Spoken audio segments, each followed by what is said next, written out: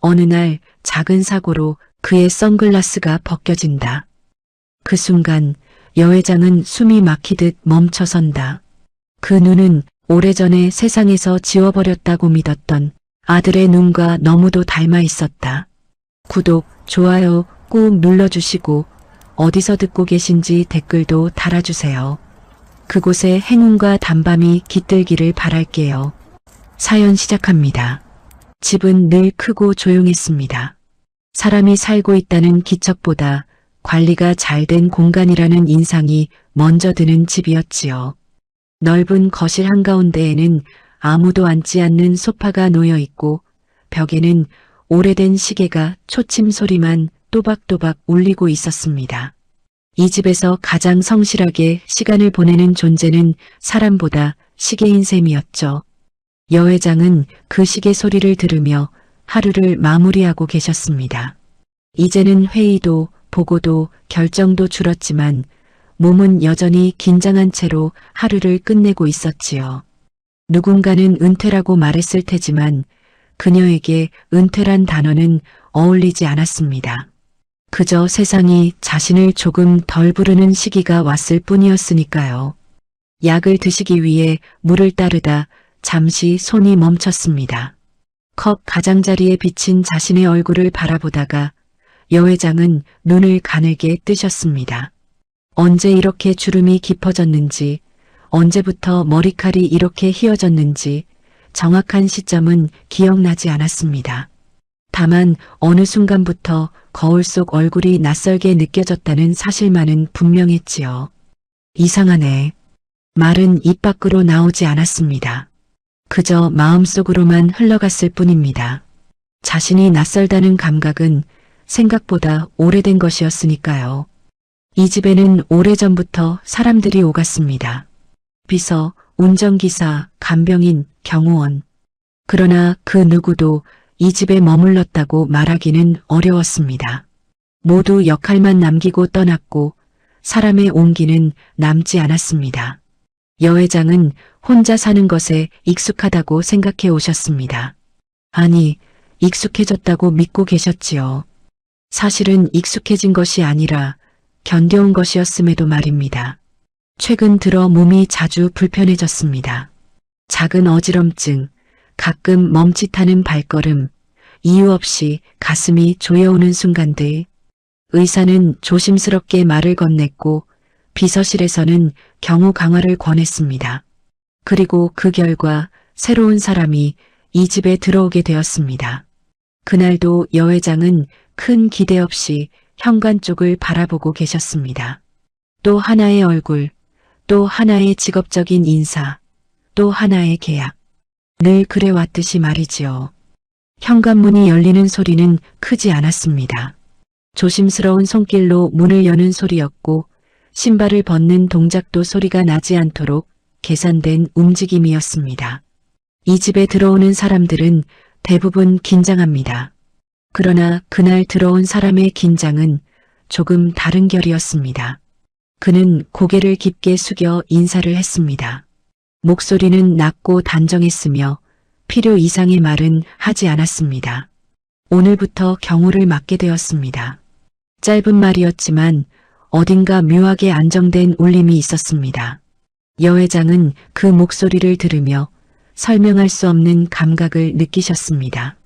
익숙하다기엔 애매했고 낯설다기엔 마음이 너무 빨리 가라앉았지요. 그는 선글라스를 쓰고 있었습니다. 실내임에도 벗지 않는 선글라스는 보통 불필요한 인상을 주기 마련인데 이상하게도 거슬리지 않았습니다. 마치 원래 그렇게 있어야 할 물건처럼 자연스러웠습니다. 여회장은 그를 위아래로 천천히 살펴보셨습니다. 체격, 자세, 손의 위치, 시선 처리, 모든 것이 과하지 않았고 정확했습니다. 오래도록 사람을 써온 사람의 눈에는 그런 것들이 먼저 들어오지요. 필요한 일만 하시면 됩니다. 그 말에는 거리감이 담겨 있었습니다. 너무 가까이 오지 말라는 뜻이었고 감정은 필요 없다는 선언이기도 했습니다. 그는 고개를 한 번 더 숙이며 짧게 대답했습니다. 알겠습니다. 그뿐이었습니다. 변명도 덧붙임도 없었지요. 여 회장은 그 짧은 대답이 오히려 마음에 걸렸습니다. 보통은 한마디쯤 더하기 마련인데 그는 정확히 필요한 만큼만 말했습니다. 그날 이후로 그는 늘 같은 자리에 있었습니다. 앞에 나서지 않았고 너무 멀리 떨어지지도 않았습니다. 말없이 문을 열어주고 말없이 거리를 유지했습니다. 마치 오래전부터 이 집의 구조를 알고 있었던 사람처럼 움직였지요. 여 회장은 어느 순간부터 그가 있는지 없는지를 굳이 확인하지 않게 되셨습니다. 있을 거라는 확신이 먼저 들었기 때문입니다. 그 확신이 어디서 비롯된 것인지는 스스로도 설명할 수 없었지만요. 밤이 깊어지자 거실의 조명이 하나둘 꺼졌습니다. 여 회장은 침실로 향하다가 문득 발걸음을 멈추셨습니다. 복도 끝에 서 있는 그의 실루엣이 눈에 들어왔기 때문입니다. 그는 아무 말 없이 그 자리에 서 있었습니다. 그 모습이 이상하게도 오래전 기억의 한 장면과 겹쳐 보였습니다. 분명 처음 보는 사람인데도 말이지요. 여 회장은 가볍게 고개를 저으셨습니다. 쓸데없는 생각이라고, 이제는 그런 감정에 흔들릴 나이가 아니라고 스스로를 다독이셨습니다. 그러나 그날 밤 여 회장은 오랜만에 깊이 잠들지 못하셨습니다. 그리고 자신도 모르게 그의 뒷모습이 자꾸만 떠올랐습니다. 마치 잊고 있던 시간을 아주 조심스럽게 두드리는 사람처럼 말이지요. 그렇게 아무 일도 일어나지 않은 듯한 하루가 끝났습니다. 하지만 이미 조용한 균열은 시작되고 있었던 셈이었죠. 아침은 늘 같은 방식으로 시작되었습니다. 해가 뜨는 시간도, 커튼이 열리는 각도도, 식탁 위에 놓이는 식기들의 위치까지 변함이 없었지요. 여 회장은 그런 반복을 안정이라 여겨오셨습니다. 예측 가능한 하루는 감정이 끼어들 틈이 적었으니까요. 그날도 마찬가지였습니다. 그러나 아주 사소한 부분에서 미묘한 어긋남이 생기고 있었습니다. 식탁 위에 놓인 물컵이 늘보다 조금 왼쪽에 있었습니다. 정확히 말하면 여 회장이 손을 뻗기 가장 편한 위치였습니다. 누가 옮긴 걸까요? 비서일 수도 있었고 그냥 우연일 수도 있었습니다. 그런데 여 회장은 괜히 그 위치가 마음에 걸리셨습니다. 약 봉투도 그랬습니다.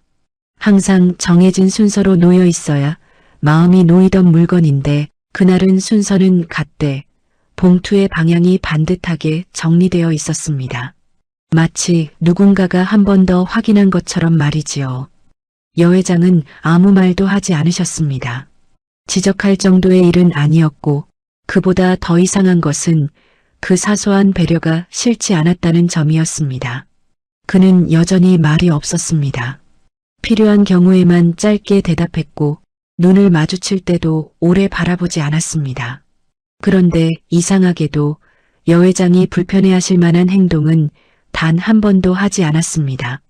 엘리베이터에서 잠시 균형을 잃으셨을 때도 그랬습니다. 여 회장은 아무렇지 않은 척 손잡이를 잡으셨지만 그는 이미 한 발 가까이 다가와 있었습니다. 부축하지는 않았고 손을 대지도 않았습니다. 다만 넘어질 가능성만 정확히 차단한 거리였지요. 그 순간 여 회장은 깨달으셨습니다. 그는 보호하려 들지 않는 방식으로 지키고 있다는 사실을 말입니다. 과잉도 연민도 없이 그저 필요한 만큼만 곁에 있는 태도였지요. 그 태도가 묘하게 익숙했습니다. 여 회장은 그날 오후 집안의 작은 서재에 들르셨습니다. 오래전부터 거의 쓰지 않던 공간이었고 그곳에는 정리되지 않은 서류들과 낡은 액자가 그대로 놓여 있었습니다. 서랍을 열다 말고 손이 멈췄습니다. 분명 어제까지도 어지럽게 놓여있던 서류 더미가 가지런히 정리되어 있었기 때문입니다. 누군가 들어왔다는 뜻이었지요. 이 방에 들어오라고 한 적은 없는데 말은 입 밖으로 나오지 않았습니다. 대신 가슴 어딘가가 조용히 내려앉는 느낌이 들었지요. 허락하지 않은 공간을 누군가 정리해 두었다는 사실은 보통 불쾌해야 맞는 일이었습니다. 그러나 여 회장은 그 정리된 서류를 한 장 한 장 넘기며 이상하리만치 마음이 차분해지는 것을 느끼셨습니다. 그는 불필요한 것은 건드리지 않았고 지워야 할 흔적도 남기지 않았습니다. 마치 이 방의 과거를 존중하기라도 하듯 말이지요. 액자 하나가 눈에 들어왔습니다. 오래된 흑백 사진이었습니다. 젊은 시절의 자신과 흐릿하게 찍힌 작은 아이의 뒷모습. 여 회장은 그 사진을 오래 바라보지 않으려 애쓰셨습니다. 그것은 늘 그래왔듯이 마음 한편을 불편하게 만드는 물건이었으니까요. 그런데 사진 앞에 작은 먼지 하나 없이 깨끗이 닦여 있었습니다. 마치 방금 전까지 누군가 그 앞에 서 있었던 것처럼 말이지요. 여 회장은 천천히 고개를 돌려 복도를 바라보셨습니다. 그는 여전히 그 자리에 서 있었습니다. 선글라스를 쓴 채 아무 일도 없었다는 얼굴로 말이지요. 이 방에 들어오셨습니까? 여 회장의 목소리는 생각보다 차분했습니다. 그는 잠시 침묵하다가 고개를 숙여 대답했습니다. 정리 요청이 있어서 잠시 들렀습니다. 누가 요청했는지는 말하지 않았습니다. 그 점이 여 회장의 마음을 더 묘하게 만들었습니다. 다음부터는 말하고 들어오세요. 그는 짧게 고개를 끄덕였습니다. 변명하지 않았고 이유를 덧붙이지도 않았습니다. 그 태도가 오히려 여 회장을 더 혼란스럽게 했습니다. 그날 저녁 여 회장은 식사를 거의 하지 않으셨습니다. 입맛이 없어서라기보다는 생각이 자꾸만 흐트러졌기 때문입니다. 그의 움직임 하나하나가 자꾸만 과거의 어느 장면과 겹쳐 보였습니다. 약을 챙겨 드시다 문득 약 봉투 안에 작은 메모 하나가 들어있는 것을 발견하셨습니다. 공복에 드시면 속이 불편하실 수 있습니다. 누가 적은 것인지 설명은 없었습니다. 글씨는 단정했고 지나치게 정중하지도 않았습니다. 마치 오래전부터 그렇게 적어왔던 사람의 글씨처럼 보였지요. 여 회장은 메모를 쥔 채 잠시 눈을 감으셨습니다. 기억 속 어딘가에서 비슷한 글씨를 본 적이 있는 것 같다는 느낌이 스쳤습니다. 그 느낌이 정확히 무엇인지는 떠오르지 않았습니다. 다만 마음 한편이 괜히 서늘해졌습니다. 밤이 깊어지자 그는 여전히 복도 끝에 서 있었습니다. 여 회장은 침실 문 앞에서 잠시 멈추셨다가 조용히 물으셨습니다. 여기서 근무한 지 오래되셨습니까? 그는 잠시 고개를 들었다가 다시 숙였습니다. 그렇다고 할 수도 있고 아니라고 할 수도 있습니다. 그 대답은 질문에 대한 답이 아니었습니다. 그럼에도 여 회장은 더 묻지 않으셨습니다. 묻고 싶지 않은 마음이 질문보다 앞섰기 때문입니다. 문이 닫히고 침실 안은 고요해졌습니다. 그러나 그날 밤 여 회장의 마음은 이상하리만치 바빴습니다. 누군가 곁에 있다는 사실이 이토록 신경 쓰였던 적이 있었던가요? 아무 일도 확실히 일어나지 않았습니다. 하지만 분명한 것은 이제 이 집의 공기는 어제와 같지 않다는 점이었습니다. 그리고 여 회장은 아직 깨닫지 못하셨습니다. 이 조용한 불편함이 곧 설명할 수 없는 두려움으로 바뀌게 되리라는 사실을 말이지요. 아침 공기가 유난히 차갑게 느껴졌습니다. 계절이 바뀌는 시기라기에는 몸속에서 먼저 서늘함이 올라오는 느낌이었지요. 여 회장은 창가에 서서 잠시 바깥을 바라보셨습니다. 정원은 늘 그 자리에 있었고 나무들도 어제와 다르지 않았습니다. 그런데도 마음은 어제보다 한층 더 무거워진 상태였습니다. 그가 뒤에 서 있다는 사실을 굳이 돌아보지 않아도 알 수 있었습니다. 발소리가 없었고 기척도 거의 느껴지지 않았지만 여 회장은 이제 그 존재를 감각으로 인지하고 계셨습니다. 마치 오랫동안 익숙했던 생활 리듬이 되살아난 것처럼 말이지요. 오늘은 외부 일정이 없습니다. 그의 목소리는 여전히 낮고 담담했습니다. 보고하듯 말했지만 어딘가 배려가 섞여 있었습니다. 여 회장은 고개를 끄덕이시며 천천히 소파에 앉으셨습니다. 그렇군요. 짧은 대답이었지만 그 속에는 안도감과 경계심이 함께 담겨 있었습니다. 외부 일정이 없다는 것은 오늘 하루를 이 집 안에서만 보내게 된다는 뜻이었으니까요. 그리고 그 말은 곧 그와 함께 보내는 시간이 길어진다는 의미이기도 했습니다. 여 회장은 스스로에게 묻고 계셨습니다. 왜 이렇게 신경이 쓰이는지, 왜 그의 존재가 하루의 흐름을 바꾸는지 말입니다. 경호원은 늘 있었고 그보다 훨씬 말 많고 눈에 띄는 사람들도 많았습니다. 그런데도 이 사람만큼은 이유 없이 마음을 건드리고 있었습니다. 점심 무렵 여 회장은 오래된 상자를 하나 꺼내셨습니다. 서재 깊숙한 곳에 보관해 두었던 상자였습니다. 비서도 그도 접근하지 않는 장소에 있던 물건이었지요. 상자를 여는 순간 먼지와 함께 오래된 종이 냄새가 퍼졌습니다. 기억 속에만 남아있던 시간의 냄새였습니다. 그 안에는 오래된 편지와 서류, 그리고 접혀있던 작은 옷가지 하나가 들어있었습니다. 아이의 옷이었습니다. 지금 기준으로 보면 너무 작고 너무 낡은 천조각이었지요. 여 회장은 그 옷을 손에 쥔 채 한참을 움직이지 못하셨습니다. 손끝으로 느껴지는 천의 감촉이 기억보다 훨씬 선명하게 다가왔기 때문입니다. 그 순간 문 밖에서 아주 미세한 움직임이 느껴졌습니다. 그는 문을 두드리지 않았습니다. 다만 안에 있다는 사실을 알리는 정도의 기척만 남겼을 뿐이지요. 여 회장은 아무 말 없이 상자를 덮으셨습니다. 그리고 한참 뒤에야 입을 여셨습니다. 이 방에는 들어오지 말라고 했을 텐데요. 말투는 차분했지만 마음은 그렇지 않았습니다. 그는 잠시 침묵하다가 고개를 깊게 숙였습니다. 죄송합니다. 소리가 들려서 확인만 했습니다. 소리라는 말에 여 회장은 잠시 웃음이 날 뻔하셨습니다. 이 방에서 난 소리라면 그건 물건이 아니라 기억이었을 텐데 말이지요. 확인은 필요 없습니다. 그는 더 이상 다가오지 않았습니다. 선 하나를 정확히 지키는 태도였습니다. 그 태도가 여 회장을 더 혼란스럽게 했습니다. 보통 사람이라면 변명하거나 이유를 늘어놓았을 텐데 말입니다. 잠시 후 여 회장은 그를 다시 불렀습니다. 본인도 왜 그렇게 했는지는 알 수 없었습니다. 그저 묻지 않으면 안 될 것 같은 기분이 들었기 때문입니다. 이 집에서 근무하시기 전에는 어떤 일을 하셨습니까? 그는 잠시 고개를 들었습니다. 선글라스 너머의 시선이 여 회장을 향했지만 그 눈을 직접 볼 수는 없었습니다. 여러 일을 했습니다. 여전히 짧은 대답이었습니다.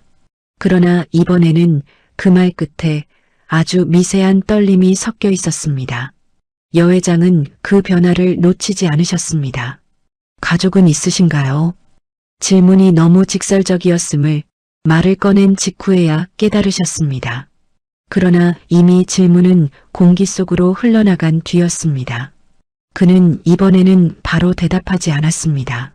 잠시 침묵이 흐르고 그 침묵이 여 회장의 심장을 조용히 두드렸습니다. 있다고 말하기는 어렵습니다. 그 말은 이상하게도 여 회장의 가슴을 찔렀습니다. 있지도 없지도 않다는 표현, 그 애매한 거리감이 여 회장이 오래전부터 품고 살아온 감정과 닮아 있었기 때문입니다. 여 회장은 더 묻지 않으셨습니다. 묻는 순간 자신이 감당할 수 없는 대답이 돌아올 것 같았으니까요. 그날 오후 여 회장은 혼자 정원을 거닐었습니다. 그는 일정한 거리에서 따라오고 있었습니다. 너무 가깝지도 너무 멀지도 않게 말이지요. 바람이 불자 나뭇잎이 흔들렸고 그 소리에 여 회장은 문득 오래전 기억 하나를 떠올리셨습니다. 어린아이의 웃음소리, 그리고 그 웃음이 어느 순간 사라졌던 날. 그때도 바람이 불고 있었습니다. 여 회장은 발걸음을 멈추셨습니다. 그리고 자신도 모르게 그에게 물으셨습니다.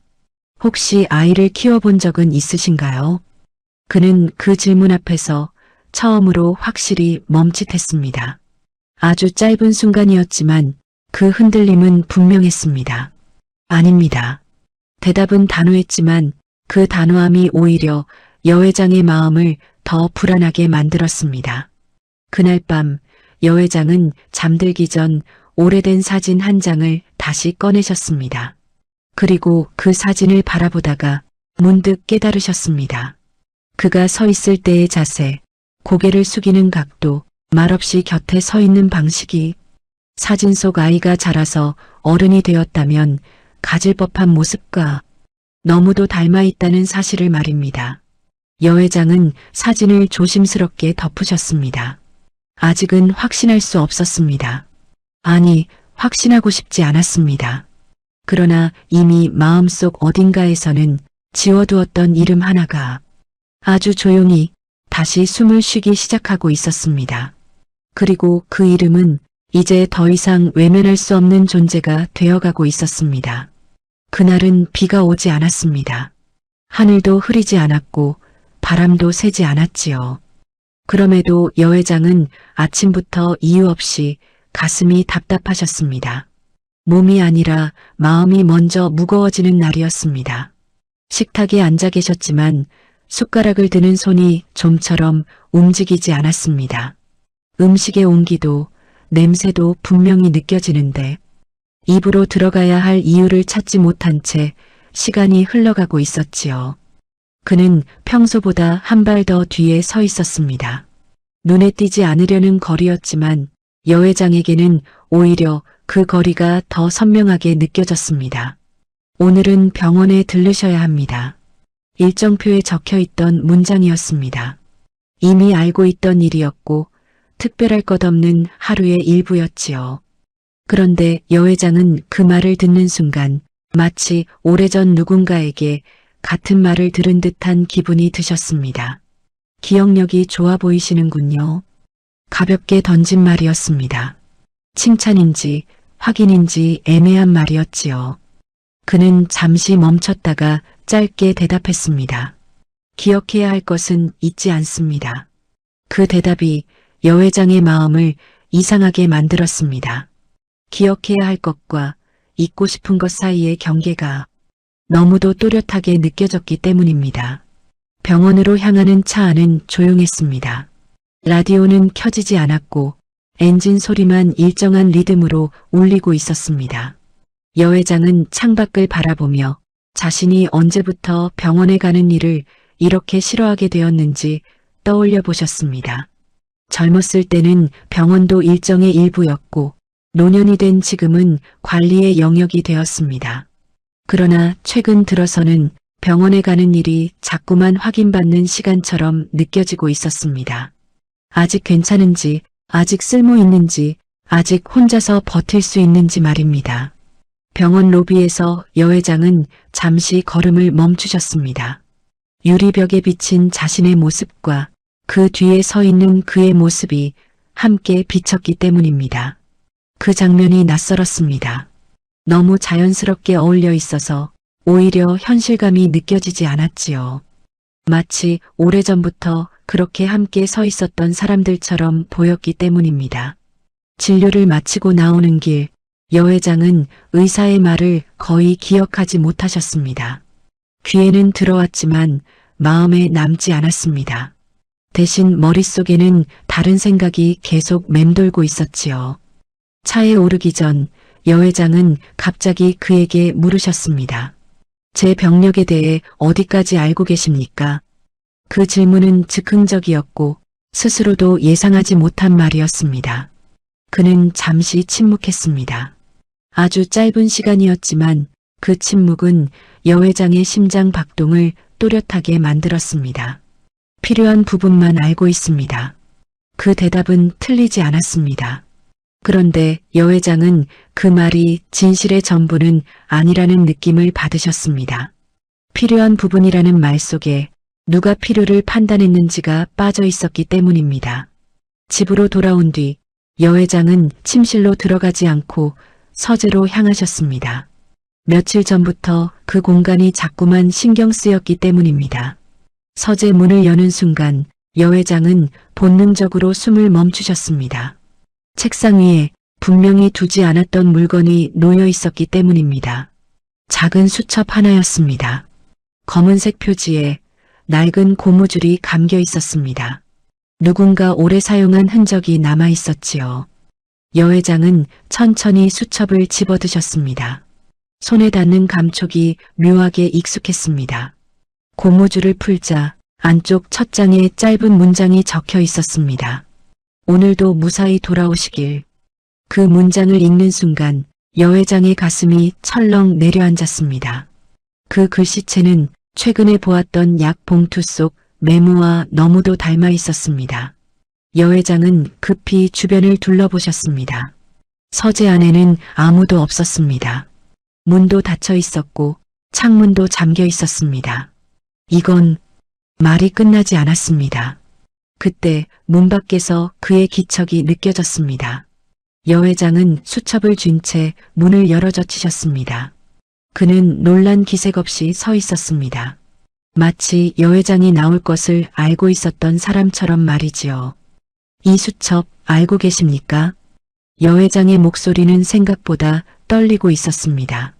그는 수첩을 잠시 바라보다가 아주 천천히 고개를 저었습니다. 처음 보는 물건입니다. 그 대답은 분명했습니다. 그러나 여 회장은 그 순간 이 사람이 거짓말을 하고 있는지 아니면 진실을 말하고 있는지 도무지 판단할 수 없으셨습니다. 그의 얼굴을 보고 싶다는 충동이 처음으로 강하게 밀려왔습니다. 선글라스 너머의 눈이 어떤 표정을 하고 있는지 확인하고 싶어졌지요. 여기까지 어떻게 들어오셨습니까? 비서실에서 문을 열어주었습니다. 그 말은 새로운 의문을 남겼습니다. 비서실이 왜 이 수첩을 알고 있는지, 왜 이 공간에 누군가를 들였는지 말입니다. 그날 밤 여 회장은 침실에서 불을 끄지 못하셨습니다. 침대 옆 협탁 위에는 그 수첩이 놓여 있었습니다. 덮어두어도 시선이 계속 그쪽으로 향했습니다. 그리고 그 문장이 계속 머릿속에서 반복되었습니다. 오늘도 무사히 돌아오시길. 그 문장은 부탁처럼 들리기도 했고 기도처럼 들리기도 했습니다. 무엇보다도 자신이 아주 오래전 누군가에게 매일같이 속으로 되뇌던 말과 너무도 닮아 있었습니다. 여 회장은 그제야 깨달으셨습니다. 이 사람은 단순한 경호원이 아니라는 사실을요. 아직 정체는 알 수 없었지만 분명한 것은 하나였습니다. 이 집에 들어온 이후 그는 단 한 번도 우연처럼 행동한 적이 없다는 사실이었습니다. 그리고 그 깨달음은 여 회장의 잠을 완전히 앗아가 버렸습니다. 그날 이후로 여 회장은 그 수첩을 서랍에 넣어두지 않으셨습니다. 보이지 않게 치워두면 마음이 편해질 법도 했지만 오히려 눈에 보이는 곳에 두어야 안심이 되는 기분이 들었기 때문입니다. 침실 협탁 위 손을 뻗으면 닿는 자리에 그대로 놓여 있었습니다. 잠에서 깨어날 때마다 가장 먼저 확인하는 것이 그 수첩이 되어버렸다는 사실을 여 회장은 애써 인정하지 않으려 하셨습니다. 단지 우연이라고, 잠시 신경이 쓰일 뿐이라고 스스로를 설득하고 계셨지요. 그러나 마음은 생각만큼 말을 듣지 않았습니다. 아침 식사를 마친 뒤 여 회장은 평소보다 오래 거실에 머무르셨습니다. 신문을 넘기는 속도도 느렸고 창밖을 바라보는 시간도 길어졌습니다. 마치 누군가의 시선을 기다리는 사람처럼 말이지요. 그는 그날도 같은 자리에 서 있었습니다. 같은 거리, 같은 자세, 같은 침묵, 그 모든 같음이 여 회장에게는 점점 더 불안 요소로 다가오고 있었습니다. 요즘 잠은 잘 주무십니까? 여 회장이 먼저 말을 꺼내셨습니다. 그 질문이 그를 향한 것인지 아니면 자신에게 던지는 말인지조차 분명하지 않았습니다. 필요한 만큼은 잡니다. 여전히 모호한 대답이었습니다. 필요한 만큼이라는 표현은 그가 자신의 상태를 감정이 아니라 기준으로 판단하고 있다는 뜻처럼 들렸습니다. 필요라는 건 누가 정합니까? 여 회장의 질문에는 웃음이 섞여 있었지만 그 웃음은 가볍지 않았습니다. 그는 잠시 고개를 숙였다가 조심스럽게 입을 열었습니다. 상황이 정해줍니다. 그 말에 여 회장은 아무 대답도 하지 않으셨습니다. 상황이라는 단어가 자신의 인생을 너무도 정확하게 요약하고 있다고 느끼셨기 때문입니다. 늘 상황에 맞춰 선택했고 늘 상황을 이유로 누군가를 밀어냈던 시간들이 한순간에 스쳐 지나갔습니다. 그날 오후 여 회장은 비서실을 불러 간단한 확인을 하셨습니다. 서재에 누가 들어왔는지, 최근 집안에서 처리된 정리 업무는 무엇이었는지 말입니다. 비서실의 대답은 깔끔했습니다. 정해진 일정 외에 특별한 일은 없었고 서재 정리는 요청받은 적이 없다고 했습니다. 그 말은 곧 그 수첩과 정리된 서류가 공식적인 절차를 거친 결과가 아니라는 뜻이었습니다. 여 회장은 전화를 끊은 뒤 한동안 아무 말 없이 앉아 계셨습니다. 머릿속에서는 여러 가능성이 떠올랐지만 그 어떤 경우도 마음을 놓이게 하지는 못했습니다. 그는 이 집에 들어온 이후로 한 번도 허락 없이 행동한 적이 없는 사람이었습니다. 규칙을 어기는 대신 규칙의 경계선을 너무도 정확히 알고 있는 사람처럼 행동했지요. 그 사실이 오히려 더 두려웠습니다. 여 회장은 그날 저녁 그에게 식사 자리에 함께 앉으라고 말씀하셨습니다. 경호원이 식탁에 함께 앉는 일은 없었지만 그날만큼은 이유를 붙이고 싶지 않으셨습니다. 잠깐이면 됩니다. 그는 잠시 망설이다가 자리에 앉았습니다. 그러나 자세는 여전히 단정했고 시선은 식탁 위에만 머물렀습니다. 식사는 조용히 진행되었습니다. 숟가락 소리만 간헐적으로 울렸고 대화는 거의 없었습니다. 그런데 여 회장은 그 침묵이 이상하리만치 편안하다는 사실에 당황하셨습니다. 이 집에 오래 머물 생각이십니까? 그 질문은 고용관계를 넘어선 의미를 담고 있었습니다. 그는 잠시 손을 멈추었다가 대답했습니다. 필요하다면. 또다시 조건부 대답이었습니다. 여 회장은 그 말에서 떠날 수도 있다는 가능성을 읽으셨고 그 가능성에 마음이 불편해졌습니다. 필요 없다고 하면요. 그는 잠시 숨을 고르는 듯 했습니다. 아주 짧은 순간이었지만 여 회장은 그가 처음으로 감정을 정리하는 모습을 보셨습니다. 그때는 물러나겠습니다. 그 말은 단정했지만 이상하게도 여 회장의 가슴을 조여왔습니다. 왜인지 모르게 그가 떠나는 장면이 머릿속에 먼저 그려졌기 때문입니다. 그날 밤 여 회장은 다시 수첩을 펼치셨습니다. 첫 장 외에도 몇 장이 더 적혀 있었습니다. 날짜와 짧은 문장들. 대부분은 안부를 묻는 말이었고 건강을 걱정하는 내용이었습니다. 특이한 점은 그 문장들이 모두 여 회장의 생활 리듬을 정확히 알고 있다는 사실이었습니다. 병원 가는 날, 컨디션이 떨어지는 시기, 잠을 설치는 밤까지 말이지요. 여 회장은 그 문장들을 하나씩 읽다가 마지막 페이지에서 손이 멈추셨습니다. 아직은 말할 수 없습니다. 그 문장은 날짜 없이 적혀 있었습니다. 마치 언제든 쓰일 수 있도록 남겨둔 문장처럼 말이지요. 여 회장은 수첩을 덮고 한참 동안 그대로 앉아 계셨습니다. 그리고 그제야 인정하셨습니다. 자신은 지금 그가 누구인지 알고 싶은 것이 아니라 그가 떠나지 않을 이유를 찾고 있다는 사실을 말입니다. 확인하고 싶지 않은 마음이 이미 너무 깊이 들어와 있었습니다. 그리고 그 마음은 곧 돌이킬 수 없는 질문으로 이어지게 될 예정이었습니다. 그날 아침 여 회장은 평소보다 일찍 눈을 뜨셨습니다. 알람이 울리기 전이었고 창밖은 아직 어둠이 남아 있었습니다. 잠에서 깬 것이 아니라 깨어 있어야 할 이유가 생긴 사람처럼 눈을 뜨신 것이었습니다. 협탁 위의 수첩은 그대로 놓여 있었습니다. 어젯밤 분명 덮어두었는데 아침에 보니 고무줄이 풀려 있었습니다.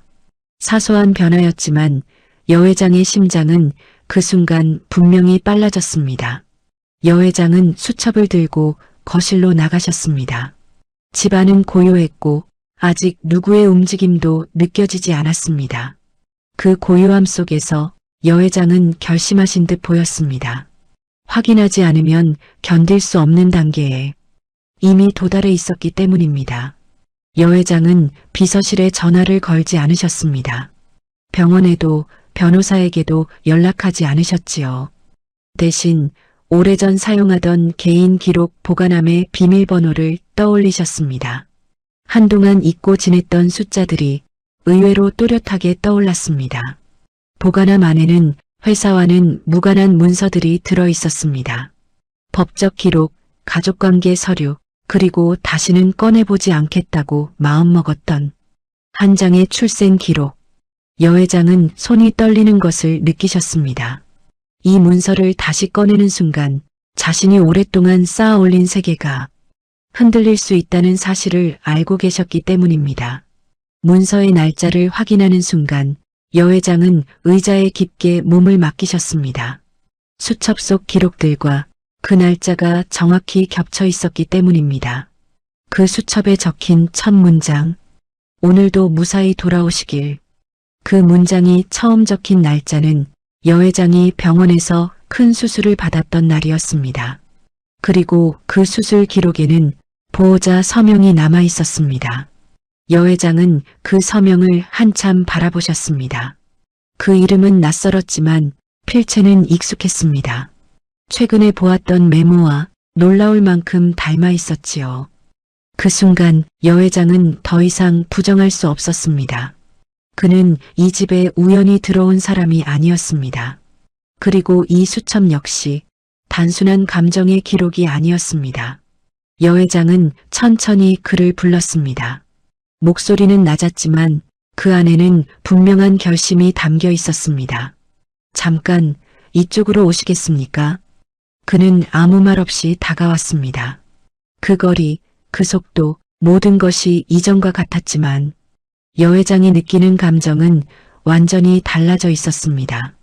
이 기록을 알고 계십니까? 여 회장은 서류와 수첩을 함께 내밀었습니다. 그는 그 물건들을 보는 순간 아주 잠깐 고개를 떨구었습니다. 그 반응 하나만으로도 여 회장은 충분히 알 수 있었습니다. 대답하세요. 그의 침묵이 길어졌습니다. 그 침묵은 변명이 아니라 어디까지 말해야 할지를 계산하는 시간처럼 보였습니다. 제가 지켜본 기록입니다. 마침내 나온 대답은 여 회장이 예상했던 것보다도 무거웠습니다. 지켜본 기록이라는 표현은 그가 단순한 보호자가 아니었음을 의미하고 있었습니다. 왜입니까? 여 회장의 목소리는 흔들리지 않았습니다. 그러나 그 침착함은 감정을 억누른 결과였습니다. 그는 잠시 숨을 고른 뒤 천천히 선글라스에 손을 올렸습니다. 그 동작 하나에 여 회장의 시선이 고정되었습니다. 그리고 그가 선글라스를 벗는 순간 공기가 멈춘 듯 느껴졌습니다. 여 회장은 숨을 들이마시려 했지만 폐가 말을 듣지 않았습니다. 그 눈은 너무도 익숙한 눈이었기 때문입니다. 젊은 시절 자신을 바라보던 아이의 눈, 울음을 참고 있던 눈, 버려진 사실을 이해하지 못한 채 그저 바라보기만 하던 눈과 같았습니다. 너는 말이 끝나지 않았습니다. 그는 고개를 숙인 채 아무 대답도 하지 않았습니다. 그 침묵이 여 회장에게는 충분한 답이었습니다. 그 순간 지금까지 쌓아 올린 모든 의심과 부정이 한꺼번에 무너져 내렸습니다. 그는 경호원이 아니었습니다. 그리고 여 회장은 더 이상 그 사실을 외면할 수 없었습니다. 이제부터 이 이야기는 보호와 고용의 관계가 아니라 피할 수 없었던 과거와의 정면 충돌로 흘러가게 될 예정이었습니다. 그리고 여 회장은 알고 계셨습니다. 이 반전은 끝이 아니라 진짜 시작이라는 사실을 말이지요. 선글라스가 벗겨진 채로 그는 한동안 고개를 들지 않았습니다. 여 회장 역시 아무 말도 하지 않으셨습니다. 말을 꺼내는 순간 지금까지 붙잡고 있던 세계가 완전히 무너질 것 같았기 때문입니다. 거실의 공기는 무겁게 가라앉아 있었습니다. 시계 초침 소리만이 두 사람 사이의 침묵을 정확하게 쪼개고 있었지요. 그 소리는 평소보다 훨씬 크게 들렸고 마치 시간이 재촉하고 있는 것처럼 느껴졌습니다. 여 회장은 천천히 소파에 앉으셨습니다. 다리가 조금 떨렸지만 그 사실을 인정하고 싶지 않으셨습니다. 자신은 여전히 흔들리지 않는 사람이어야 했으니까요. 앉으세요. 그 말은 명령처럼 들렸지만 실은 붙잡고 싶은 마음에서 나온 말이었습니다. 그는 잠시 망설이다가 여 회장과 일정한 거리를 둔 채 의자에 앉았습니다. 그 거리가 지금 두 사람의 관계를 정확히 보여주고 있는 듯 했습니다. 언제부터입니까? 여 회장의 질문은 단순했습니다. 그러나 그 안에는 수십 년의 시간이 압축되어 있었습니다. 그는 바로 대답하지 못했습니다. 그 침묵은 죄책감에 가까웠습니다. 처음부터는 아닙니다. 그 말은 처음부터가 아니라는 사실을 오히려 더 무겁게 만들었습니다. 여 회장은 고개를 끄덕이셨습니다. 그럼 언제부터입니까? 이번에는 더 이상 피할 수 없다는 것을 그 역시 알고 있는 듯 했습니다. 확인된 이후부터입니다. 확인이라는 단어가 여 회장의 가슴을 세게 눌렀습니다.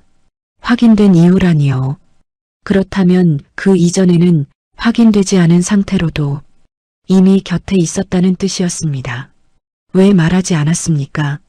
목소리는 차분했지만 여 회장의 손은 천천히 주먹을 쥐고 있었습니다.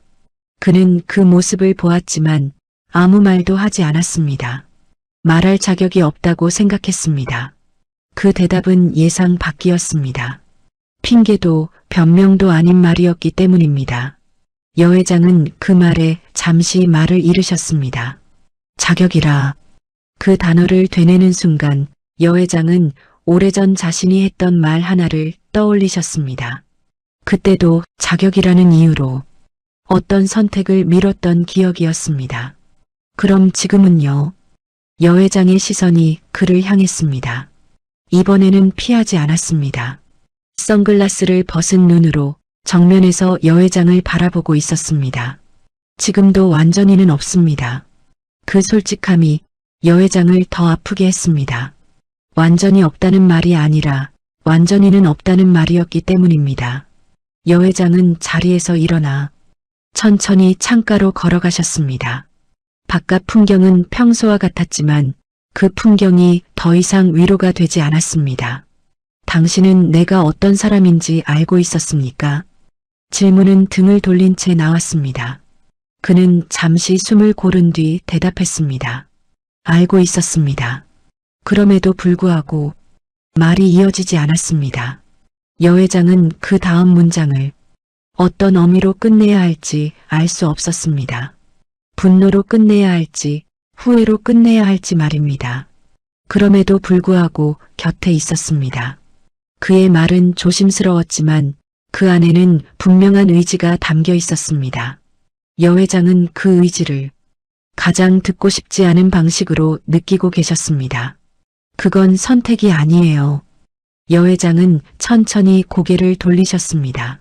눈빛은 단단했지만 그 속에는 흔들림이 숨겨져 있었습니다. 그건 집착이고 미련이고 아직 끝내지 못한 감정일 뿐입니다. 그 말은 그를 향한 것이었지만 사실은 자신에게 하는 말이기도 했습니다. 그는 그 말을 부정하지 않았습니다. 맞습니다. 그 인정이 여 회장의 마음을 더 복잡하게 만들었습니다. 부정했다면 화를 낼 수 있었을 텐데 인정해버리니 화를 낼 자리를 잃어버린 셈이었죠. 그래서 떠날 겁니다. 그의 말에 여 회장의 심장이 순간 멎는 듯 했습니다. 떠난다는 말은 그녀가 준비하지 못한 선택이었습니다. 이제 더 이상 경호를 맡을 수 없습니다. 그 말은 논리적이었고 상식적인 결정이었습니다. 그러나 여 회장은 그 상식이 자신의 마음을 얼마나 무너뜨리는지 부정할 수 없으셨습니다. 그건 내가 결정할 일입니다. 여 회장의 목소리가 조금 높아졌습니다. 처음으로 감정이 표면으로 드러난 순간이었습니다. 아닙니다. 그는 단호했습니다. 그리고 그 단호함은 그가 여 회장의 아들이라는 사실을 가장 분명하게 증명하고 있었습니다. 그만큼은 제가 결정해야 합니다. 여 회장은 아무 말도 하지 못하셨습니다. 그의 말이 틀리지 않았기 때문입니다. 그동안 늘 결정해온 사람은 자신이었지만 이번만큼은 그렇지 않았습니다. 그날 밤 그는 자신의 짐을 정리했습니다. 아주 적은 짐이었고 마치 언제든 떠날 준비를 하고 있었던 사람처럼 보였습니다. 여 회장은 그 모습을 멀리서 지켜보셨습니다. 붙잡고 싶은 마음이 목까지 차올랐지만 입 밖으로 나오지 않았습니다. 아는 것과 받아들이는 것은 전혀 다른 일이었습니다. 그리고 여 회장은 그날 처음으로 자신이 아직도 무언가를 선택하지 못한 채 시간만 흘려보내고 있다는 사실을 뼈저리게 느끼고 계셨습니다. 이제 다음 막에서는 이 미뤄진 선택의 대가가 본격적으로 모습을 드러내게 될 것입니다. 그가 짐을 정리하는 소리는 크지 않았습니다. 지퍼가 닫히는 소리도 옷이 접히는 소리도 거의 들리지 않았지요. 그럼에도 여 회장은 그 소리 하나하나를 또렷하게 듣고 계셨습니다. 마치 그 소리들이 이 집에서 그가 사라질 시간을 하나씩 세고 있는 것처럼 느껴졌기 때문입니다. 여 회장은 침실 문을 닫지 않으셨습니다. 문을 닫아버리면 그가 정말로 떠나버릴 것 같았기 때문입니다. 이유 없는 생각이라는 것을 알면서도 몸은 말을 듣지 않았습니다. 밤이 깊어지자 집안의 불은 하나둘 꺼졌습니다. 그러나 여 회장의 방만은 끝내 어두워지지 않았습니다. 불을 끄는 순간 자신이 그를 밀어내는 사람이 될 것 같았기 때문입니다. 가슴이 답답해졌습니다. 숨이 막히는 것은 아니었지만 숨을 쉬는 것이 익숙하지 않은 사람처럼 느껴졌습니다. 여 회장은 천천히 침대에서 일어나 거실로 나가셨습니다. 그는 현관 근처에 서 있었습니다. 짐은 이미 정리된 상태였고 겉옷까지 챙긴 모습이었습니다. 여 회장은 그 장면을 보는 순간 무언가가 안쪽에서 크게 부서지는 소리를 들으셨습니다. 지금 가시는 겁니까? 목소리는 생각보다 낮았고 그 안에는 명령도 질문도 아닌 단순한 확인만이 담겨 있었습니다. 그는 고개를 끄덕였습니다. 더 늦기 전에 가는 게 맞습니다. 맞다는 말이 여 회장의 가슴을 정면으로 때렸습니다. 평생 옳고 그름을 판단해 온 사람이었지만 지금 이 순간만큼은 무엇이 맞는지 도무지 알 수 없었습니다. 그럼 나는 어떻게 해야 합니까? 그 질문은 회장이 아니라 한 사람의 노인이 내뱉은 말이었습니다. 그는 그 질문 앞에서 처음으로 고개를 숙이지 못했습니다. 그건 제가 답할 수 없는 문제입니다. 그 말은 정직했지만 여 회장의 감정을 배려하지는 못했습니다. 여 회장은 그 자리에 그대로 서 계셨습니다. 발이 바닥에 붙은 것처럼 움직이지 않았습니다. 당신은 늘 그렇게 말했겠지요. 여 회장의 목소리에 조금씩 흔들림이 섞이기 시작했습니다. 필요한 만큼만, 넘지 말아야 할 선만, 자격이 있을 때만. 그 말들은 그를 향한 것이기도 했고 과거의 자신을 향한 것이기도 했습니다. 그래서 나는 늘 혼자였던 겁니다. 그 말이 끝나자 여 회장의 호흡이 급해졌습니다. 가슴께가 빠르게 오르내렸고 손끝이 서늘해졌습니다. 몸이 먼저 반응하고 있었습니다. 그는 다가오려다 멈췄습니다. 이전 같았으면 정확히 지켰을 거리였지만 이번에는 그 거리조차 여 회장에게는 견디기 힘들었습니다. 가까이 오지 마세요. 말은 그렇게 나왔지만 마음은 정반대였습니다. 여 회장은 그 모순을 더 이상 숨길 수 없다는 사실을 느끼고 계셨습니다. 나는 잘못한 적이 없습니다. 그 말은 갑작스러웠고 그 자신도 준비하지 못한 고백이었습니다. 그때 나는 최선을 다했습니다. 당신을 지키기 위해서도 나 자신을 지키기 위해서도. 그는 아무 말도 하지 않았습니다. 그 침묵이 여 회장의 말을 계속하게 만들었습니다. 하지만 왜 이렇게 남아있습니까? 왜 이렇게 지금에서야 나를 흔듭니까? 그 순간 여회장의 눈가가 뜨거워졌습니다. 울고 있다는 사실을 인정하는 데까지 그리 오랜 시간이 걸리지 않았습니다. 눈물이 흘렀지만 소리는 나지 않았습니다. 평생 울음을 삼키는데 익숙한 사람의 울음이었습니다. 그는 그제야 한 걸음 다가왔습니다. 손을 뻗지는 않았습니다. 그저 도망치지 않겠다는 거리만 남겼을 뿐입니다. 흔들려고 온 것이 아닙니다. 그의 목소리는 낮았고 처음으로 감정이 드러나 있었습니다. 확인하지 않으면 제가 무너질 것 같아서 왔습니다. 그 말에 여회장은 더 이상 버티지 못하셨습니다. 무릎에 힘이 풀리며 몸이 기울었습니다. 그는 즉시 부축했습니다. 이번에는 거리를 지키지 않았습니다. 그 손길은 조심스러웠고 그러나 분명했습니다. 여회장은 그의 팔에 기대어 잠시 눈을 감으셨습니다. 그 순간 오래전 잊었다고 믿었던 감각이 몸 전체로 퍼져나갔습니다. 안전하다는 느낌, 누군가에게 맡겨도 괜찮다는 감각. 그 사실이 여회장을 더 아프게 만들었습니다. 이제 와서 왜 이런 걸 알게 만드는 겁니까? 그의 대답은 없었습니다. 대신 여회장의 손등 위로 조심스럽게 그의 손이 얹혔습니다. 그 접촉은 길지 않았습니다. 그러나 그 짧은 순간이 두 사람 사이에 남아있던 모든 시간을 한꺼번에 끌어올리고 있었습니다. 여회장은 그제야 깨달으셨습니다. 무너지는 것은 자신의 권위도 판단도 아니었다는 사실을요. 무너지고 있던 것은 끝까지 버텨보려 했던 한 사람의 마음이었습니다. 그리고 이 감정의 붕괴는 이제 되돌릴 수 없는 고백으로 이어지게 될 운명이었습니다. 여회장은 한동안 말을 잇지 못하셨습니다.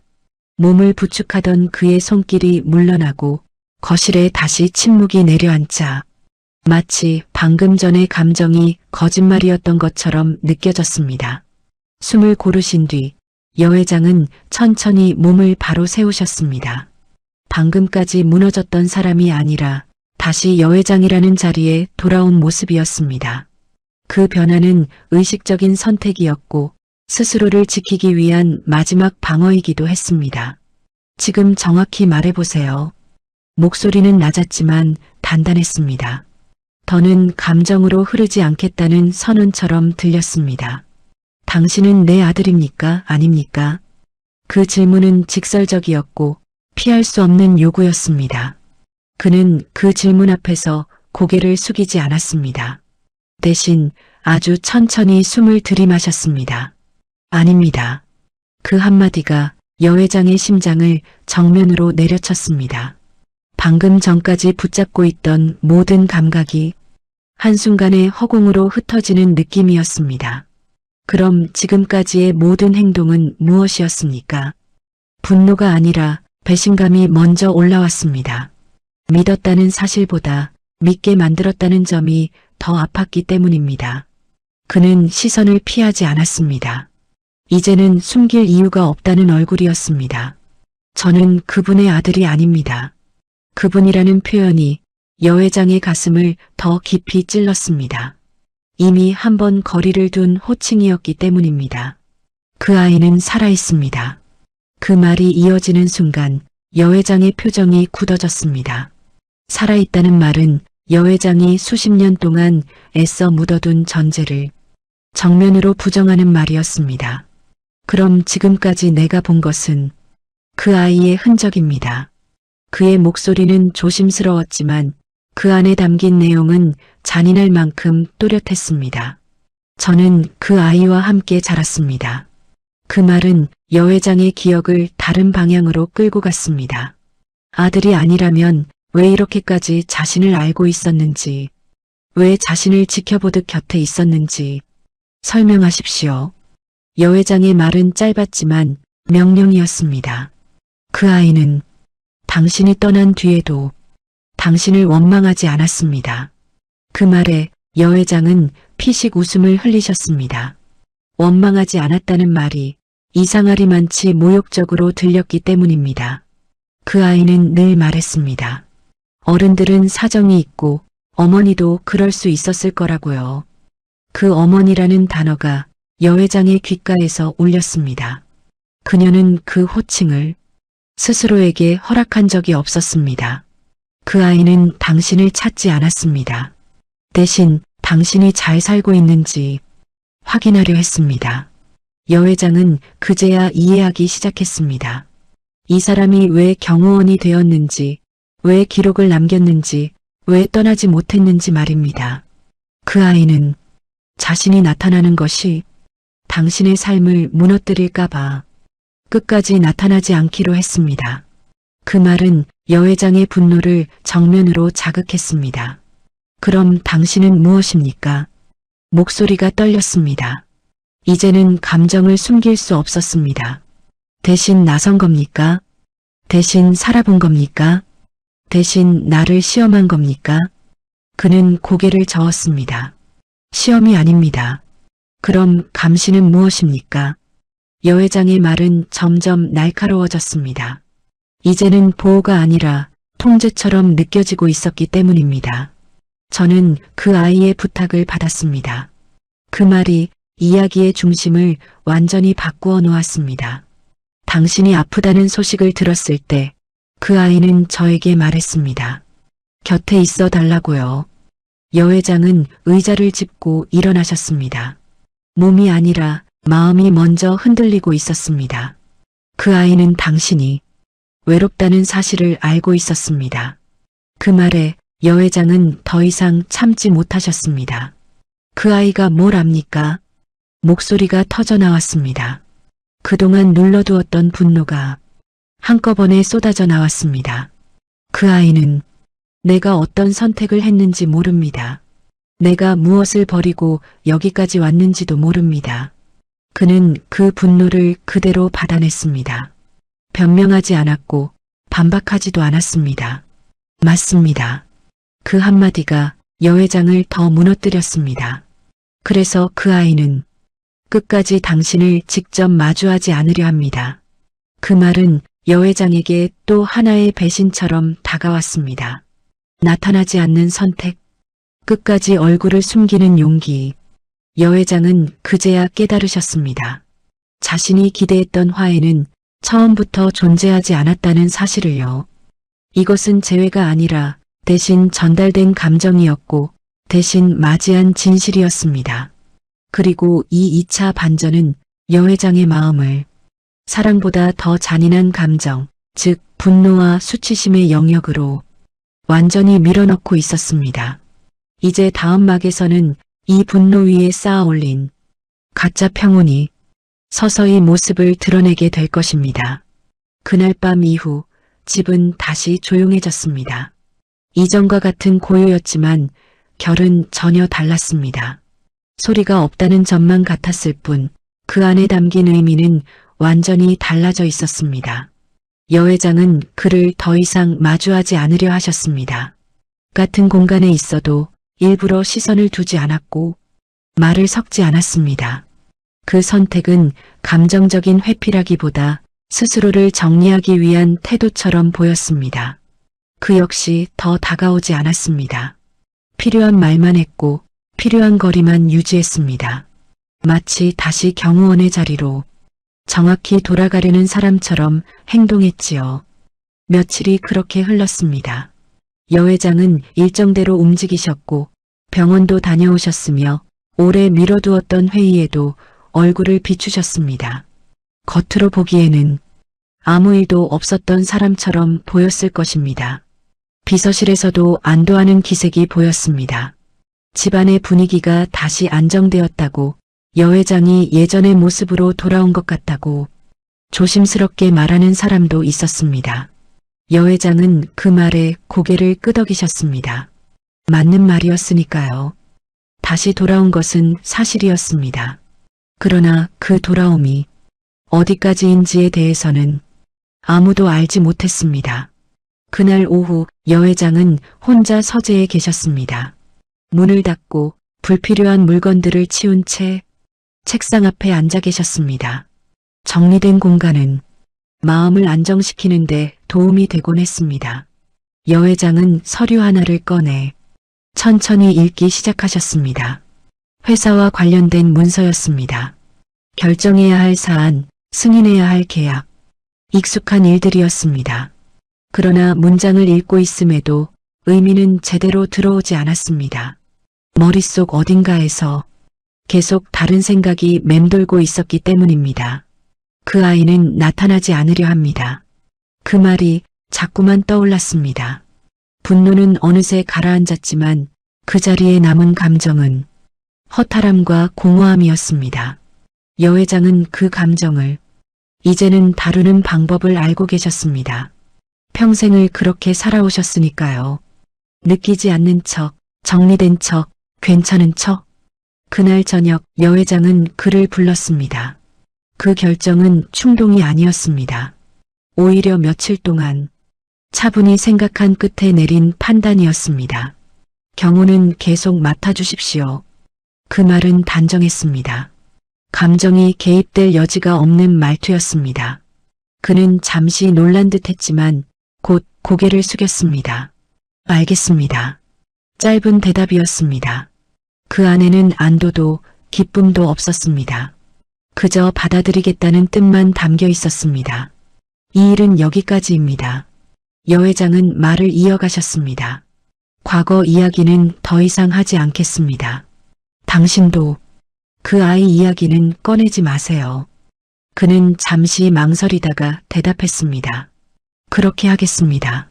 그 순간 여 회장은 마음속으로 작은 숨을 내쉬셨습니다.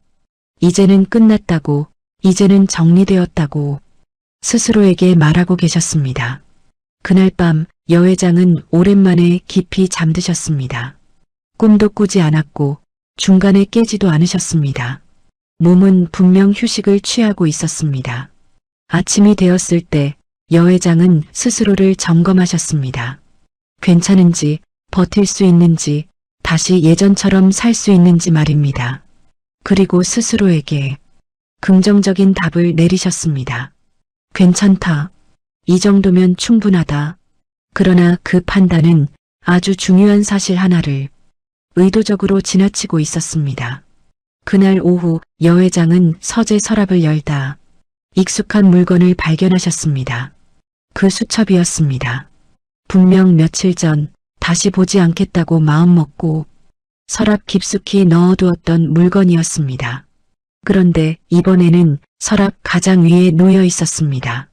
고무줄은 풀려 있었고 마지막 장이 접혀 있었습니다. 여 회장은 한동안 그 수첩을 바라보기만 하셨습니다. 그리고 천천히 마지막 장을 펼치셨습니다. 거기에는 새로운 문장이 적혀 있었습니다. 오늘은 마지막일지도 모릅니다.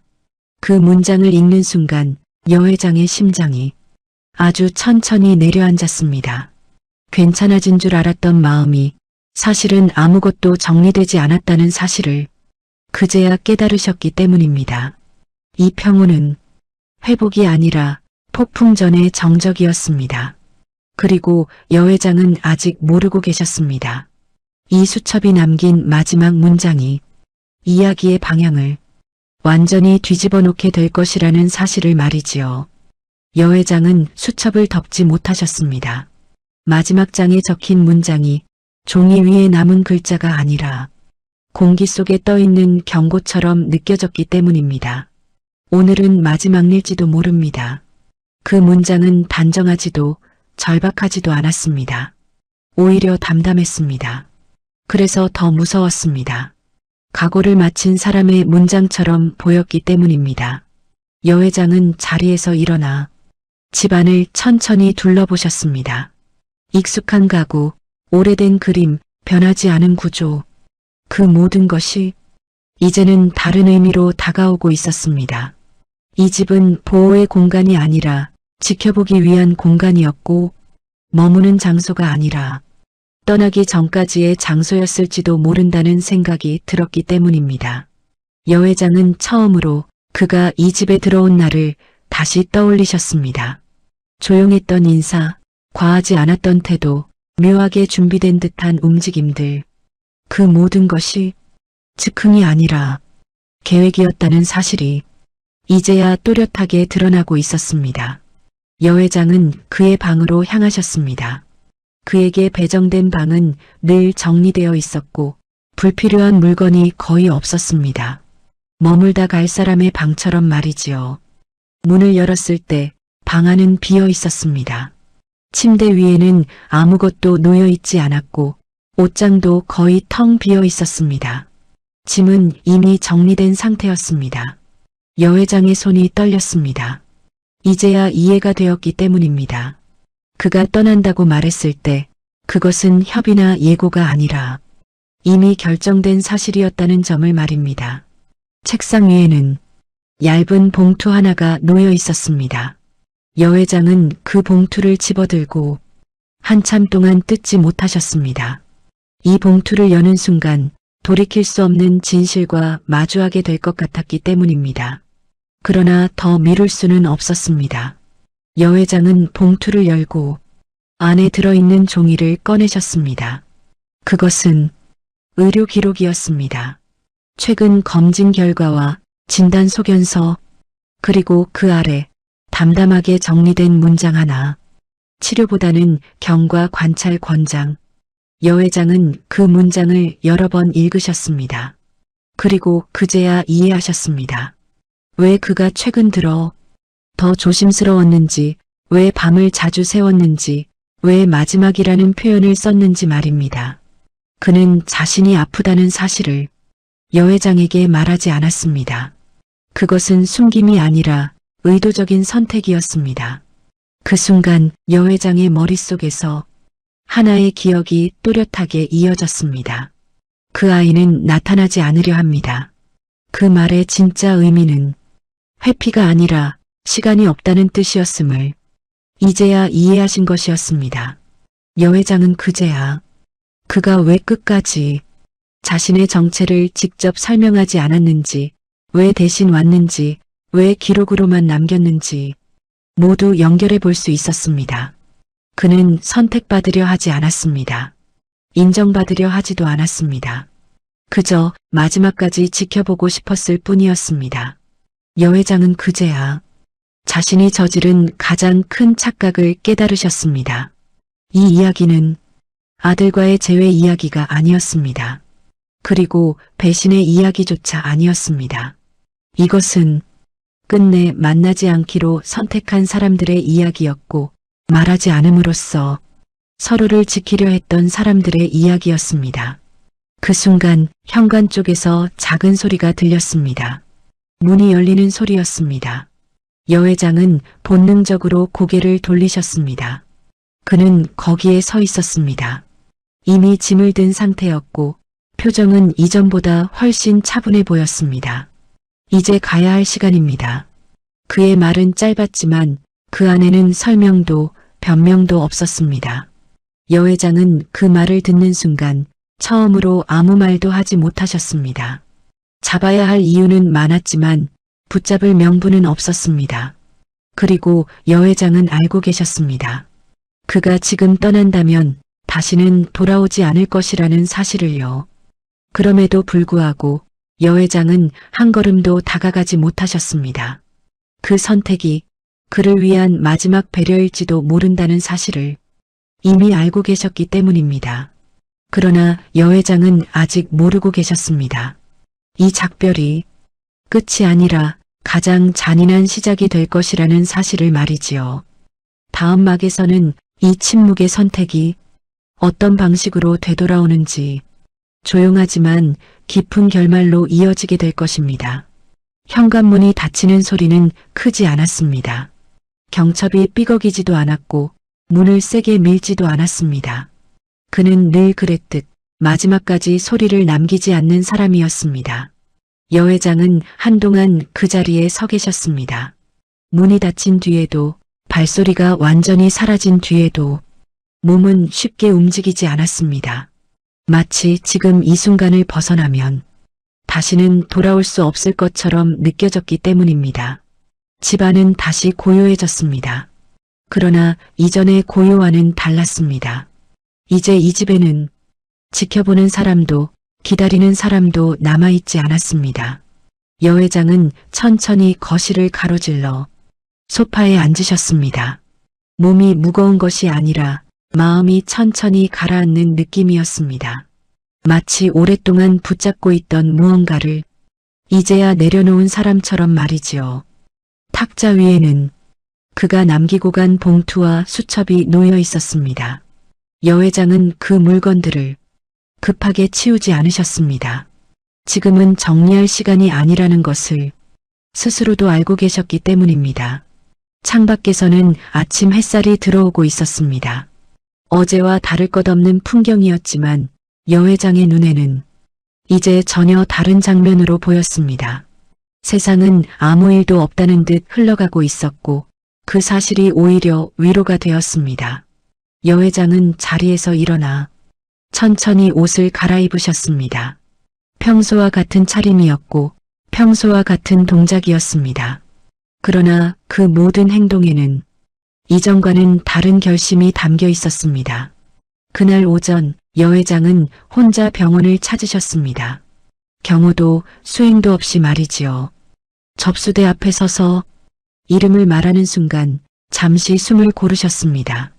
이제는 숨기지 않겠다는 뜻이었습니다. 몸의 상태도 마음의 흔들림도 말입니다. 진료를 마치고 나오는 길, 여 회장은 병원 앞 벤치에 잠시 앉으셨습니다. 사람들이 오갔고 각자의 삶으로 흩어지고 있었습니다. 그 모습을 바라보며 여 회장은 문득 생각하셨습니다. 자신도 누군가의 삶에서 이렇게 조용히 스쳐간 존재였을지도 모른다고 말이지요. 집으로 돌아온 뒤 여 회장은 비서실을 불렀습니다. 그리고 아주 짧은 지시를 내리셨습니다. 개인 재단을 하나 준비하세요. 그 말에는 설명이 붙지 않았습니다. 그러나 비서실은 더 묻지 않았습니다. 여 회장은 늘 필요한 말만 하는 사람이었으니까요. 그 재단의 목적은 분명했습니다. 공개적인 명분도 과장된 이름도 필요 없었습니다. 보이지 않는 보호, 그것이 전부였습니다. 며칠 뒤 여 회장은 수첩의 마지막 장을 다시 펼치셨습니다. 그 문장 아래에 처음으로 자신의 글씨를 남기셨습니다. 당신이 선택한 방식, 나는 이제 이해합니다. 글씨는 반듯하지 않았고 문장도 완벽하지 않았습니다. 그러나 그 글은 여 회장이 할 수 있는 최선의 대답이었습니다. 그날 밤 여 회장은 오래된 사진을 액자에서 꺼내 서랍 깊숙이 넣지 않으셨습니다. 대신 서재 한쪽 선반 위에 조용히 올려두셨습니다. 더 이상 숨기지 않겠다는 뜻이었고 더 이상 설명하지 않겠다는 의미이기도 했습니다. 여 회장은 창가에 서서 한참 동안 바깥을 바라보셨습니다. 누군가를 기다리지는 않았습니다. 다시 돌아오기를 바라지도 않았습니다. 그저 그 사람이 선택한 삶을 존중하기로 하셨을 뿐입니다. 그리고 그 선택은 패배가 아니라 자부심으로 남았습니다. 붙잡지 않았기에, 강요하지 않았기에 끝까지 자신의 방식으로 존엄을 지켜냈다는 자부심 말입니다. 여 회장은 천천히 불을 끄셨습니다. 집안은 다시 어두워졌지만 이번에는 그 어둠이 두렵지 않았습니다. 이야기는 여기서 끝나지만 삶은 계속되고 있었습니다. 조용히, 아무도 모르게, 그러나 분명히 말이지요. 이 이야기가 가슴에 남는다면 구독, 좋아요, 알림 설정 꾹 눌러주세요. 누군가의 인생이 당신의 이야기일 수 있습니다.